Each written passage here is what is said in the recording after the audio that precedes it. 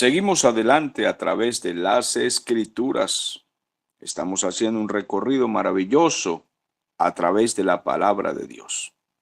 Nos hemos ubicado en la epístola a Tito, en el capítulo 2. Hagamos una breve lectura de lo que vimos en la clase pasada. Dice la palabra del Señor: pero tú, Tito, habla lo que está de acuerdo con la sana doctrina. Que los ancianos sean sobrios, serios, prudentes, sanos en la fe, en el amor, en la paciencia. Las ancianas deben ser reverentes en su porte, no calumniadoras, no esclavas del vino, maestras del bien. Que enseñen a las mujeres jóvenes a amar a sus maridos y a sus hijos, a ser prudentes, castas, cuidadosas de su casa, buenas, sujetas a sus maridos, para que la palabra de Dios no sea blasfemada. Exhorta también a los jóvenes a que sean prudentes, presentándote tú en todo como ejemplo de buenas obras, en la enseñanza mostrando integridad y seriedad. Bueno, a Tito se le encarga una gigantísima misión: la tarea de establecer en las iglesias de Creta ancianos, ministros de Dios, que se encargaran de la doctrina y la conducta de la iglesia, que ellos mismos fueran el ejemplo y enseñaran tanto a los maduros de la iglesia, a los hombres casados, viudos, solteros, pero que tuvieran edad, para que éstos enseñen a los más jóvenes con su ejemplo.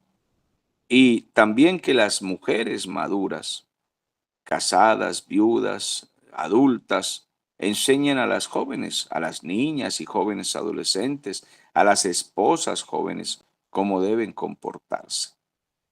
Pero si un ministro de Dios quiere enseñar tanto la doctrina como la conducta, porque las dos cosas son necesarias. Hemos escuchado algunas iglesias modernas, es decir, personas de las iglesias, incluso ministros modernos, que dicen que la doctrina no es tan importante, que ellos no se incomodan en enseñar mucha doctrina, porque eso no es importante, pero sí lo es.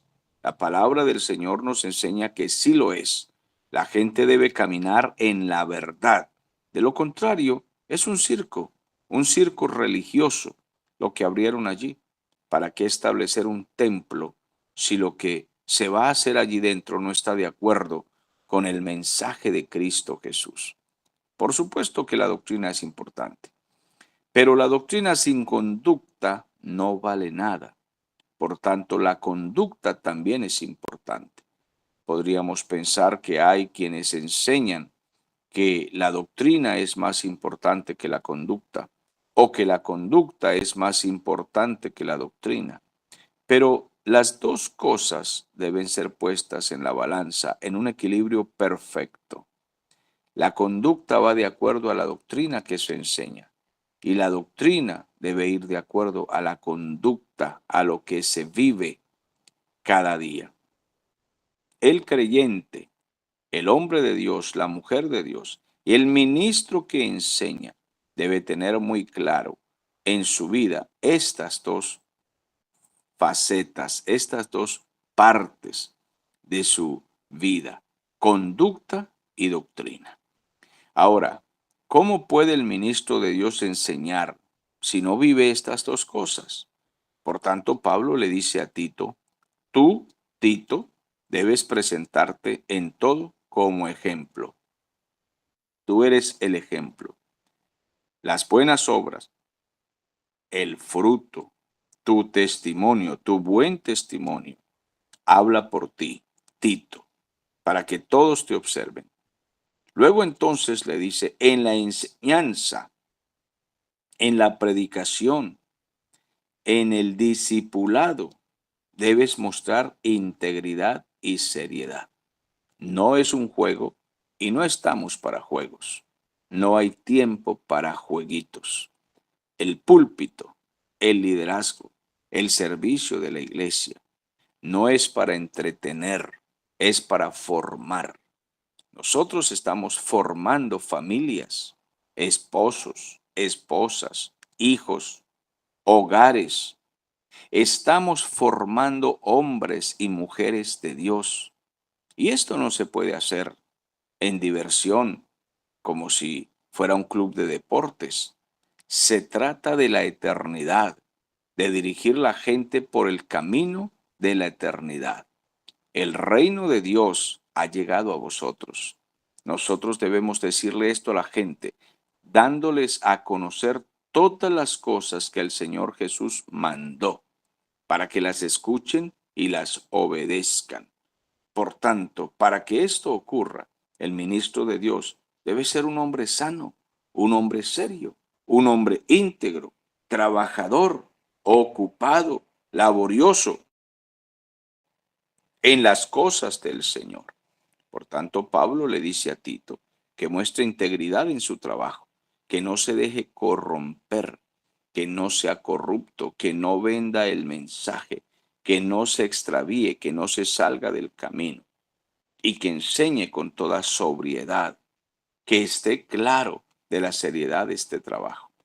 Recuerdo mucho hace algunos años fui invitado a predicar algunos retiros de jóvenes.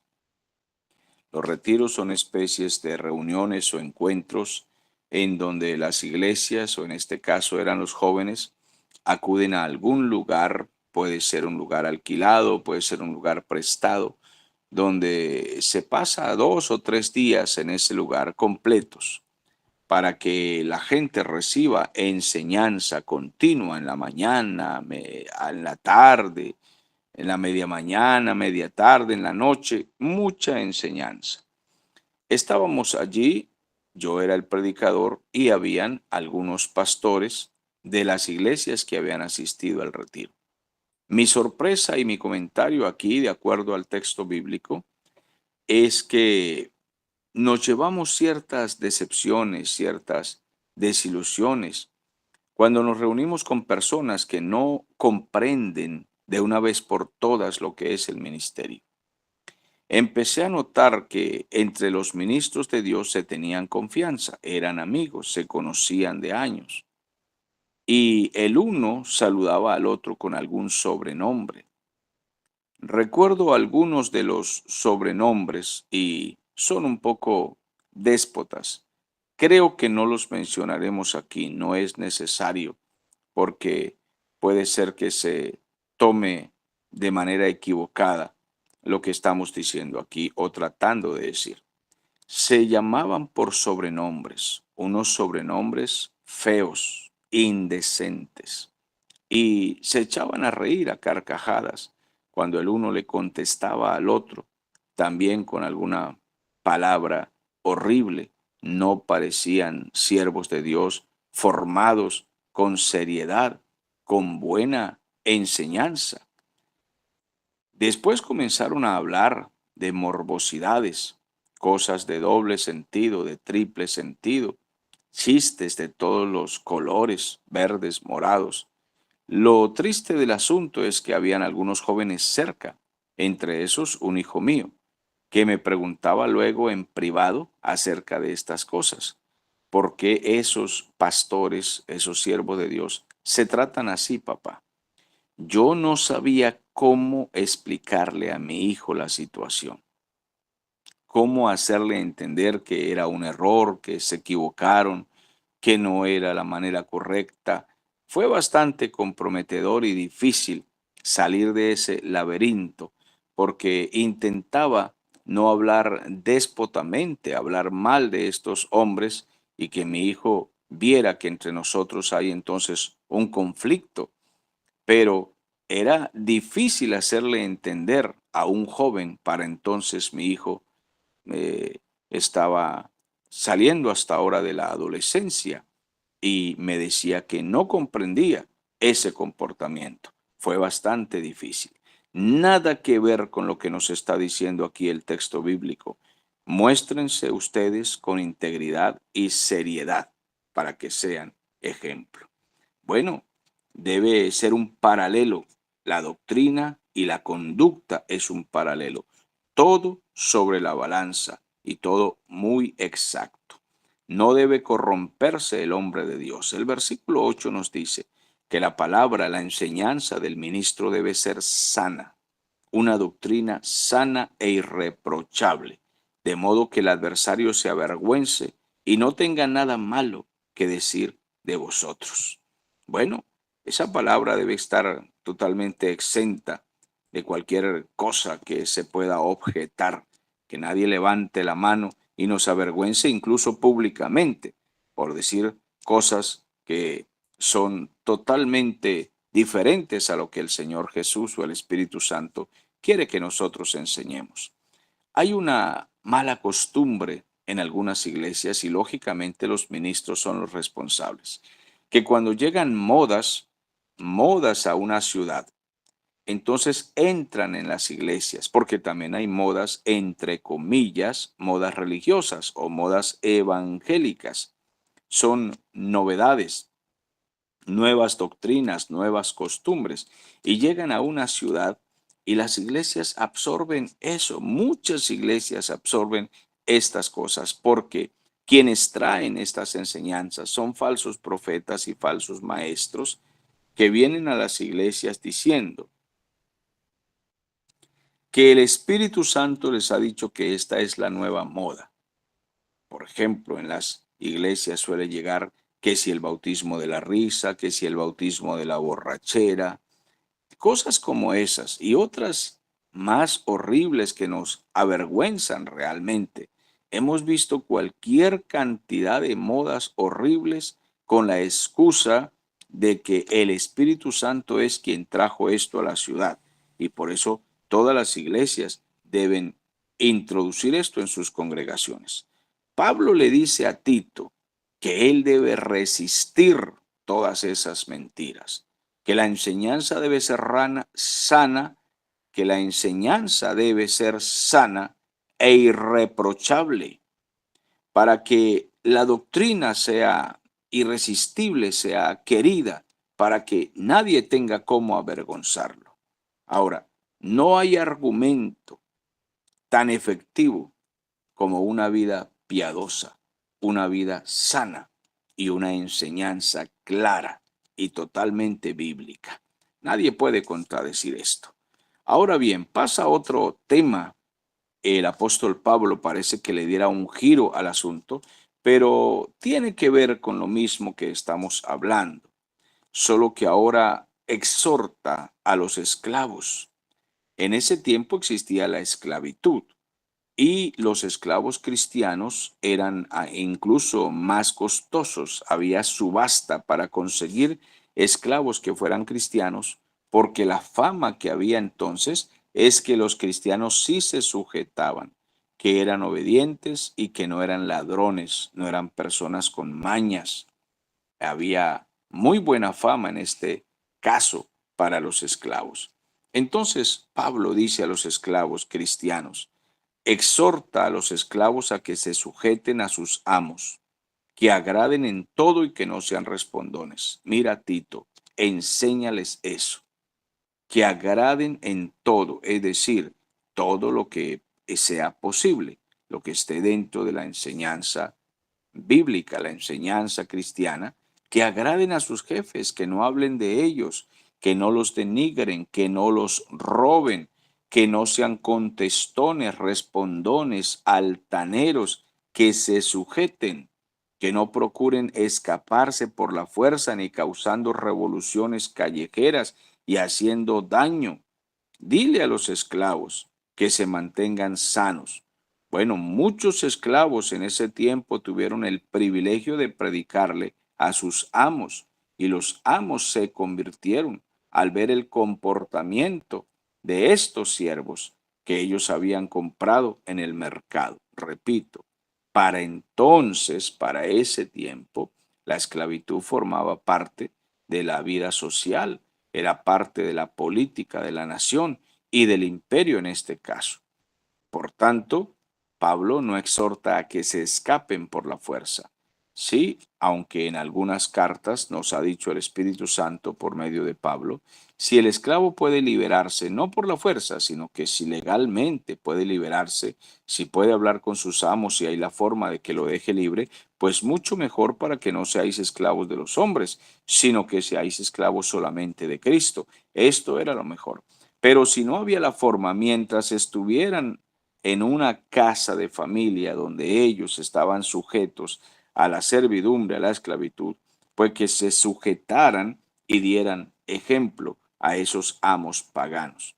El versículo 10 dice, pues que no roben a sus amos, que no les hagan daño, sino que se muestren fieles en todo, para que en todo adornen la doctrina de Dios nuestro Salvador.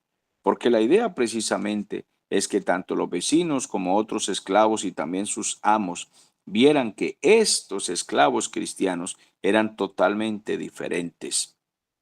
No eran personas respondonas, revolucionarias, groseras, sino que ellos adornaban el Evangelio. Y nunca se sabía de un esclavo cristiano que hiciera un robo y defraudara de esta manera a quienes los tenían en su casa. Bueno, es un consejo claro y directo. Luego entonces, dice el versículo 11, la gracia de Dios se ha manifestado para salvación a toda la humanidad. Y es que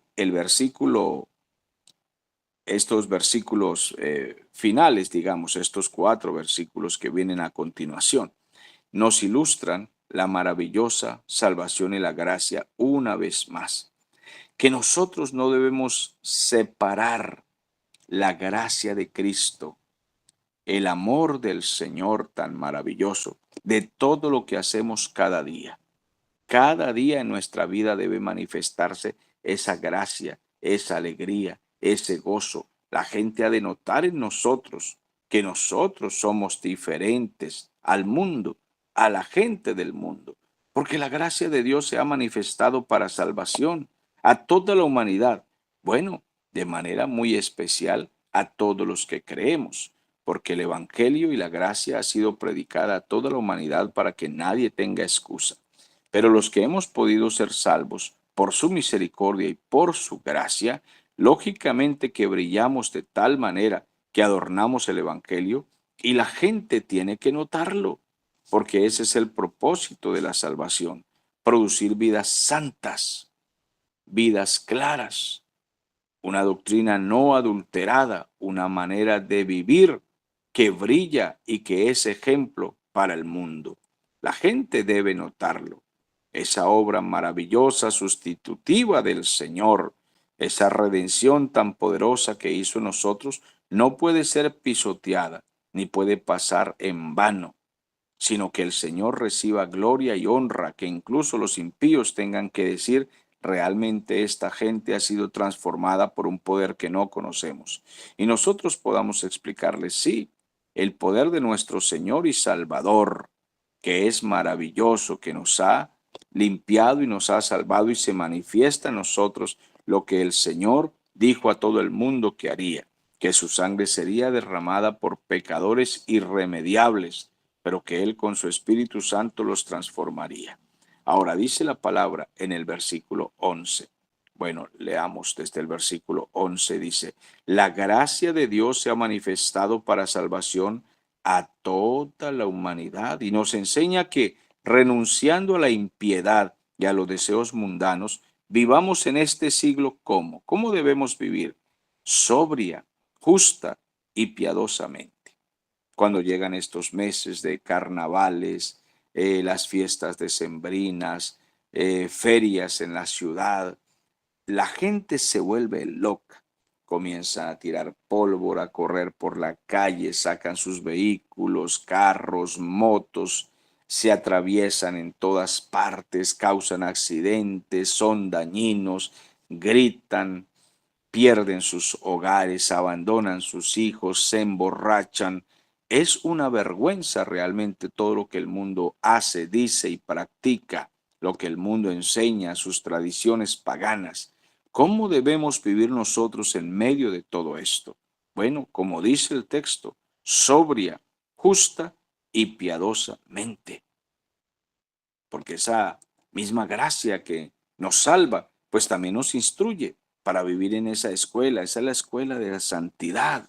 porque hay cosas que son inaceptables en esta escuela y nosotros debemos aprender a renunciar a todo lo que el mundo nos ofrece, lo que sea, la falsa religión, los deseos mundanos, todo, la codicia, las riquezas mal ganadas, el placer, la fama, el sexo desequilibrado y indecente, impuro, el deseo de fama, el deseo de tener, de practicar todo lo que el mundo da, las filosofías del mundo, esta psicología moderna y perversa, las ideologías que existen ahora. Nosotros somos luz. La presencia del Espíritu Santo está en nosotros y debe manifestarse en todo lo que hacemos. Somos personas que cuando nos escuchan conversar dicen, este hombre tiene algo distinto, habla diferente. Debemos hablar con propiedad, con seriedad,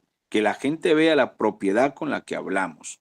No podemos llegar a la tienda a comprar y ver que todos están de Rochela y hablando mal del gobierno, del presidente, incluso ahorita de la guerra que hay entre los Estados Unidos y Venezuela, y nosotros participar de chistes tontos e inmaduros como ellos hacen e irreverentes. He escuchado la gente que llega a la tienda a conversar y entonces dicen, no, porque es que ese burro, ahí es que sacarlo de las orejas y arrastrarlo porque no sirve para nada. Y todos sueltan la risa. Y entonces, ¿qué vamos a hacer nosotros los cristianos? ¿Vamos a hacer lo mismo? ¿Vamos a hablar nosotros de esa manera?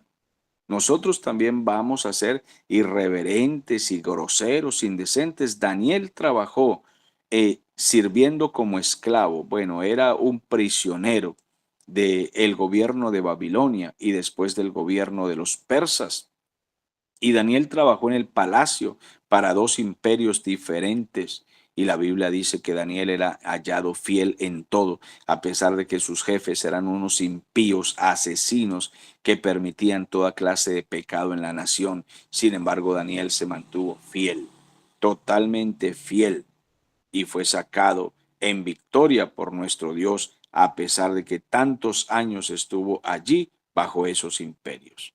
¿Qué haremos entonces nosotros que nos toca vivir en medio de todo este sistema corrupto de gobiernos que se amenazan de matarse unos a otros y que es una guerra radical entre la izquierda y la derecha? ¿Vamos a participar de conversaciones indecentes y criminales como nuestros vecinos? ¿O vamos a mostrar integridad en nuestra conversación y aprovechar la oportunidad si es que nos permiten, si nos preguntan, si nos permiten opinar? Vamos a aprovechar la oportunidad para dejar el nombre de Cristo en alto. ¿O vamos a hablar radicalmente acerca de la izquierda y la derecha? ¿Qué es lo mejor? ¿Hablamos del reino que debe establecerse en los corazones, el reino de Cristo, y en esta tierra corrupta el reino de Cristo, y no estos reinos y gobiernos humanos buenos para nada? Debemos hablar del Señor y poner el nombre del Señor en alto y hacerle entender a la gente que el asunto y la culpa no es solo de un partido político, sino del pecado que habita no solamente en el corazón de los gobernantes, sino en el corazón de los ciudadanos, que son corruptos y pecadores, son mundanos, parranderos, borrachos, fumadores, idólatras, hechiceros, que practican todas estas cosas impías, supersticiones y mundanalidades. Entonces el asunto no recae solo sobre los gobernantes y militares, sino también sobre una nación impía que no quiere comprender que el Señor está llamando al arrepentimiento. Ese es nuestro deber mientras estemos en esta peregrinación rumbo a nuestro hogar final, que es el reino de los cielos, porque así lo dice el versículo 13, que así debemos comportarnos mientras aguardamos la esperanza bienaventurada y la manifestación gloriosa de nuestro gran Dios y Salvador Jesucristo. Pues mientras vivimos en esta tierra como extranjeros en este mundo, pues somos guiados, dirigidos por Dios, somos inspirados por el Espíritu Santo para nosotros vivir santa, justa y piadosamente como un gran ejemplo para todos los que no conocen al Señor mientras viene el Señor Jesús. Bueno, Pablo entonces está hablando aquí claramente a Tito de cómo deben comportarse todos y cómo deben ser los ministros del Señor que están esperando el regreso del Señor Jesucristo. Dice la Biblia que Jesucristo, versículo 14, se dio a sí mismo por nosotros para redimirnos de toda maldad y purificar para sí un pueblo propio, celoso de buenas obras, celoso de buen comportamiento, celoso de buena doctrina, celoso de buenas palabras, celoso de buenas familias, celoso de ser hombres santos, verdaderos siervos del Señor. Jesucristo se dio a sí mismo no solamente para salvarnos de la culpa, no solamente de la pena del pecado, sino también para redimirnos de toda iniquidad, para que tengamos una vida que brilla, una vida ejemplar, mientras vamos camino a el reino de los cielos, en este camino angosto. Él se dio también para purificarnos a nosotros, para que seamos propiedad suya. Le pertenecemos nosotros a Él, no nosotros a nosotros mismos, le pertenecemos a Él. ¿Y cuál debería ser el resultado? ¿O cuál debe ser el resultado? ¿O cuál es el resultado de todo lo que el Señor ha hecho por nosotros? Pues bueno, precisamente que tenemos vidas que dan fruto en todo sentido donde quiera que estemos, en la familia, cuando vamos al parque a hacer deportes con nuestra familia, con nuestros hijos, cuando hablamos de política, cuando hablamos de negocios, cuando nos relacionamos con todos los seres humanos, nuestra vida es intachable y es mejor que la vida común de los demás, porque somos luz en la tierra, porque somos sal en la tierra, somos la luz del mundo porque el Espíritu Santo y su palabra habita en nosotros. El versículo 15 dice, esto habla Tito, esto habla y exhorta, esto predica y reprende con toda autoridad y que nadie te menosprecie, pero con toda autoridad si usted vive como debe vivir, si usted vive como debe vivir, pero si usted es un bendito zángano, borracho, mentiroso, truán, que hace trampas, que pide prestado y se roba la plata, que no devuelve las cosas que le prestan, si usted en su barrio está piropeando a sus vecinas, si les está diciendo cosas indecentes, si se mete con las niñas, las señoritas, si usted, señorita cristiana, si usted, hermana cristiana, está por ahí coqueteando con cuanto macho se le atraviesa, si usted no está dando ejemplo, ¿cómo puede reprender con dureza la maldad de este mundo impío? Podemos reprender la impiedad de este mundo mientras vivamos para Cristo y vivamos con Él y en Él. Entonces podemos hablar con toda autoridad y propiedad para que los demás se enderecen y que nadie nos menosprecie. Esto es lo que Pablo le dijo a Tito. Puedes reprender, puedes exhortar enérgicamente, con fuerza. Habla con franqueza, sé directo, que eso no es pecado, Tito. Sé directo, habla claro. ¿Para qué? Para que la gente se enderece, pero que en su vida no esconda temores, no tenga nada escondido de lo que usted pueda avergonzarse, Tito. Bueno, hemos, con el favor del Señor, hecho un comentario básico hasta el versículo 15 del capítulo 2. Creo que el Espíritu Santo nos ha ayudado y auxiliado hoy. Damos la gloria al Señor. Hasta la próxima ocasión.